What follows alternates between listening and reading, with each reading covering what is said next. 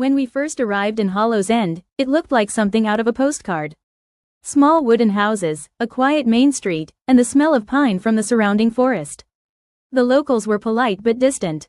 The only strange thing was the warning everyone kept repeating in hushed voices. Greater than, don't go out at night. Ever. At first, my husband, Daniel, and I thought it was just some small-town superstition, maybe to keep tourists from wandering into the woods. We laughed about it over dinner and forgot all about it. Until last night, around 11 p.m., Daniel decided to run to the small convenience store for cigarettes. I told him not to, more because of the creepy warnings than anything, but he rolled his eyes. It's just a scare tactic. I'll be fine. He left. The minutes stretched into an hour. Our daughter had long fallen asleep, and I sat on the couch staring at the door. Something in my gut told me I shouldn't open it, no matter what. Outside, the town was silent, no wind, no cars, not even crickets. Then came the knocking. It started soft. Knock, knock, knock. I got up, thinking it was Daniel, but when I reached the peephole, the hallway was empty. Then the knocking started again, this time louder, coming from the back door. My phone buzzed. It was a text from Daniel. Greater than, don't open the door. No matter what. My blood ran cold. The knocking turned into pounding.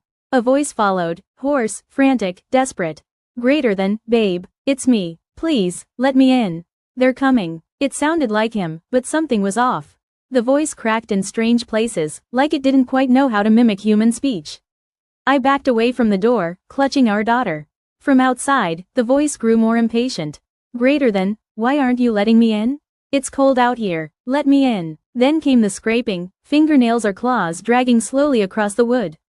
The doorknob rattled. I was shaking when my phone buzzed again. Another text from Daniel. Greater than, stay upstairs. I'm at the police station. That's not me at the door.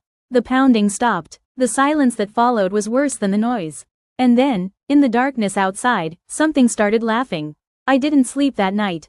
Every creak of the old house felt like footsteps coming closer. I stayed upstairs with our daughter, clutching a kitchen knife, until sunlight finally broke through the curtains. The morning felt wrong. The streets were empty, no birds, no voices, just the sound of the wind pushing dust along the cracked road. I called Daniel again, and he finally picked up. I told you not to open the door, he said, his voice tight. It was them. I asked who they were, but he only told me to meet him at the diner, one of the only open places in town during daylight. When we met, Daniel looked pale, almost sick. He told me he'd made it halfway to the store when the streetlights flickered and the air went ice cold. Figures began stepping out from between the houses, tall, thin silhouettes that moved in jerky, unnatural bursts.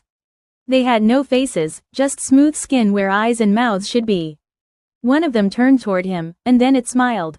Not with a mouth, it was like the skin itself stretched into a grin. That's when Daniel ran for the police station. The sheriff locked the doors and told him, flatly, greater than, you never go out after dark here. They can't cross a threshold unless you invite them in. But, they can sound like anyone you love. My stomach turned. Last night, that voice, his voice, had been one of those things. That's when I noticed the waitress behind the counter staring at me with wide eyes. She leaned closer and whispered, greater than, once they choose your house, they don't stop. We drove home in silence, the daylight feeling too thin to be safe. When we got back, there were marks on the front door, long, deep scratches in the wood, all the way to the handle. That night, we locked every door and window. I tried to stay awake, but around midnight I heard it again. Knock, knock, knock. Then Daniel's voice, trembling. Greater than, babe, I'm stuck outside again. Please, let me in. But Daniel was sitting right beside me, staring at the door with the same frozen horror I felt.